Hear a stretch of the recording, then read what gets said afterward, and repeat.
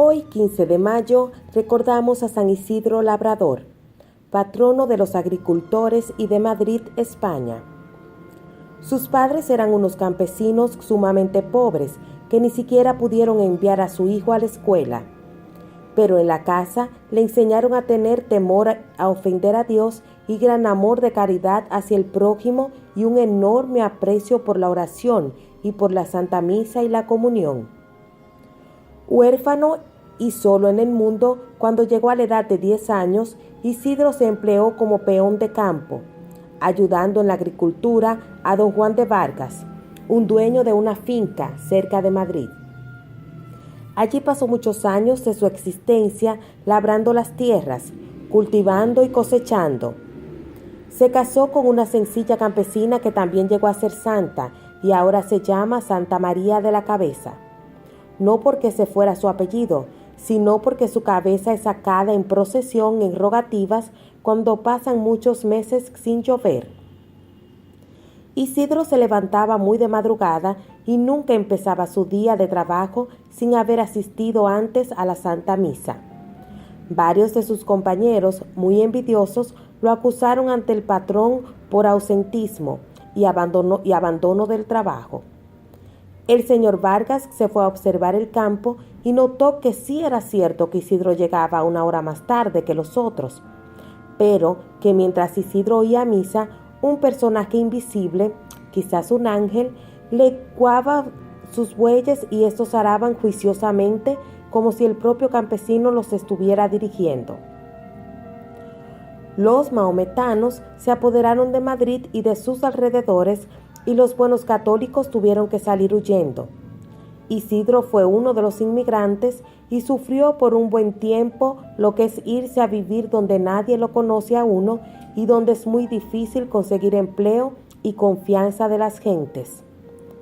Pero sabía aquello que Dios ha prometido varias veces en la Biblia: yo nunca te abandonaré. Y confió en Dios y fue ayudado por Dios. Lo que ganaba como jornalero, Isidro lo distribuía en 3 partes, una para el templo, otra para los pobres y otra para su familia, él, su esposa y su hijito. Y hasta para las avecillas tenía sus apartados.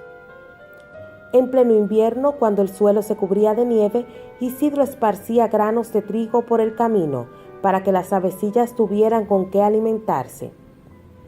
Un día lo invitaron a un gran almuerzo. Él se llevó a varios mendigos a que almorzaran también.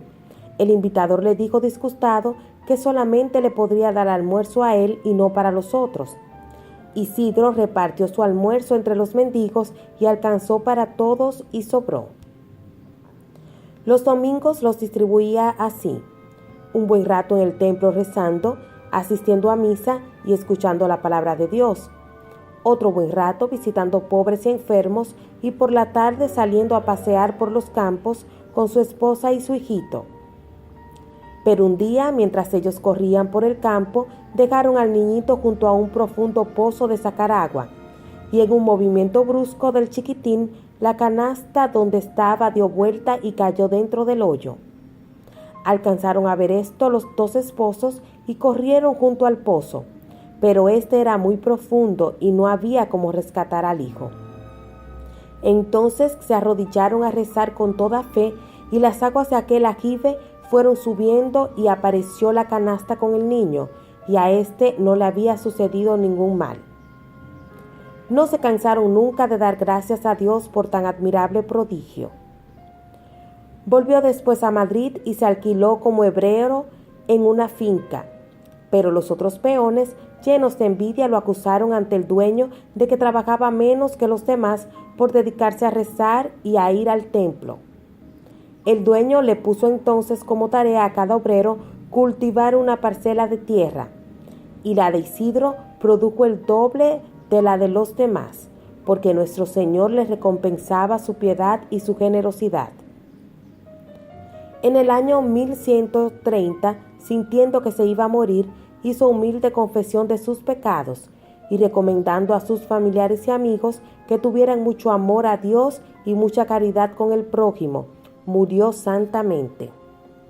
A los 43 años de haber sido sepultado, en 1163, sacaron del sepulcro su cadáver, y estaba incorrupto, como si estuviera recién muerto.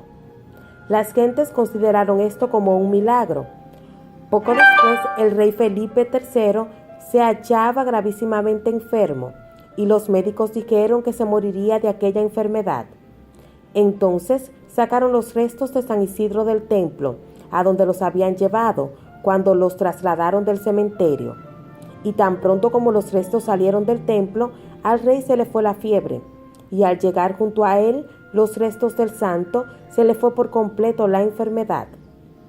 A causa de esto, el rey intercedió ante el sumo pontífice para que declarara santo al humilde labrador. Y por este y otros muchos milagros, el Papa lo canonizó en el año 1622 junto con Santa Teresa, San Ignacio, San Francisco Javier y San Felipe Neri. Hasta aquí la vida de San Isidro Labrador. Sigamos aprendiendo sobre la vida de nuestros santos. Dios les bendiga.